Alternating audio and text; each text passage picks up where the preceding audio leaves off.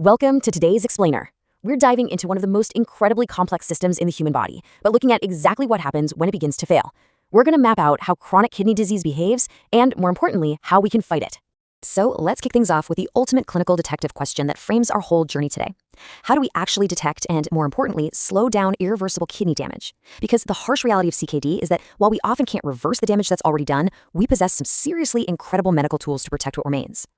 To keep us perfectly on track, here's our roadmap. We'll start by defining chronic kidney disease, then unpack the urinary and lab findings, figure out what drives the progression, look at strategies to slow that progression, and finally, talk about managing complications and electrolytes. All right, Section 1, defining chronic kidney disease and establishing our baseline. So what exactly makes it chronic? Well, the absolutely crucial point here is time. Sustained loss of filtration capacity is the hallmark. We use the glomerular filtration rate, or GFR, to measure this. If your patient's GFR dips below 60 milliliters per minute and just stays there for 3 or more months, boom, that's officially CKD. That 3-month window? That's the literal dividing line between a temporary acute kidney injury that might heal and a chronic, irreversible process. Now, this KDGIO classification grid is just fascinating. It doesn't just look at a dropping GFR on the vertical axis, it cross-references it with rising albuminuria, protein leaking into the urine, on the horizontal axis. Notice how it maps out the danger zones? Moving from the green areas into the yellow, orange, and red shows how the risk of disease progression and cardiovascular events just absolutely skyrockets. It's wild, because a patient with a mildly decreased GFR but severe protein leakage could actually be in just as much danger as someone with a way lower GFR. Moving right along to Section 2, urinary and laboratory findings. Let's look at the clues of kidney failure. To really get a handle on a patient's status, we need to split our detective work into 2 distinct buckets. First, we look at what's improperly leaking out into the urine, and second, we look at what metabolic waste is improperly accumulating in the blood. Let's check the urine first. The markers of dysfunction here are wild. They paint a highly precise picture of physiological failure. Take a fixed specific gravity of 1.010, which is known as isostheneria. This literally proves the renal tubules have totally lost their ability to concentrate or dilute urine. They're basically just a passive pipe at that point. We also see protein excretion jumping way above 150 milligrams a day, dysmorphic red blood cells physically squeezing through damaged filters, and those broadcasts forming in dilated, ruined tubules. You might even spot glucose in the urine even when the patient's blood sugar is totally normal. That points squarely at tubular reabsorption failure.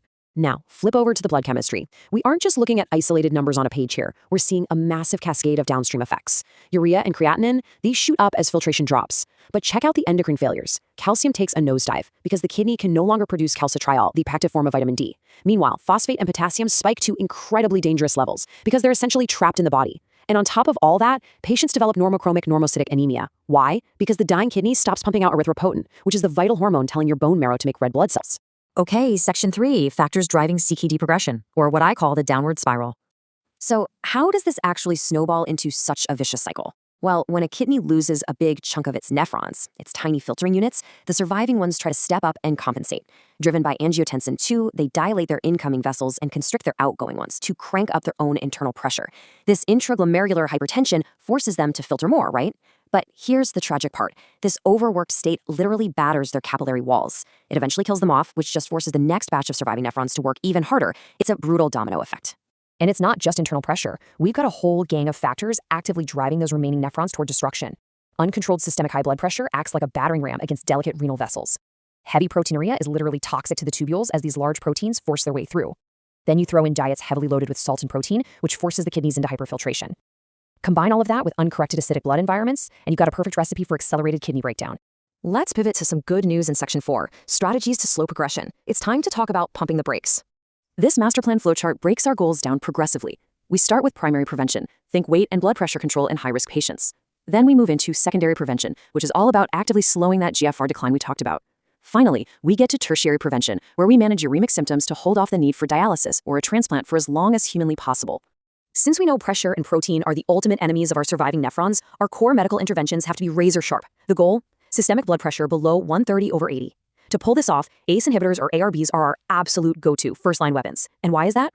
Well, remember that angiotensin II we just discussed? These drugs block it. This specifically relaxes the exit vessels of the glomerulus, instantly relieving that internal pressure and drastically cutting down the amount of protein being forced out into the urine. It is a real game changer.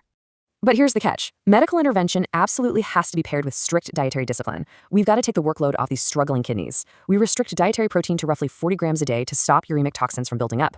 We implement a super strict salt restriction to fight fluid overload and hypertension.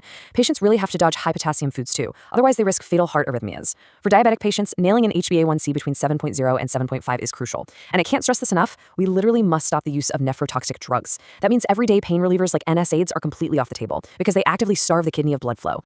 Almost at the finish line here. Section 5, managing complications and electrolytes and treating the systemic fallout. At this stage, we have to aggressively micromanage the patient's blood chemistry. We are essentially stepping in to do the exact job that kidneys can no longer do. Low calcium, we bypass the kidney and provide active vitamin D directly. To stop phosphate from spiraling out of control, we hand out binders like Sevalarm to take with meals. This literally traps the phosphate right in the gut. We also neutralize acidic blood using sodium bicarbonate pills to halt protein breakdown. And to fix that anemia, we inject synthetic EPO to force the bone marrow to produce red blood cells, shooting for a target hemoglobin of around 10 to 12 grams per deciliter. So what is the big takeaway here? Well, it's that although the structural damage of chronic kidney disease is permanent, we are far from helpless. By spotting these urinary and laboratory clues early on and fiercely attacking those twin drivers of blood pressure and proteinuria, we have immense power.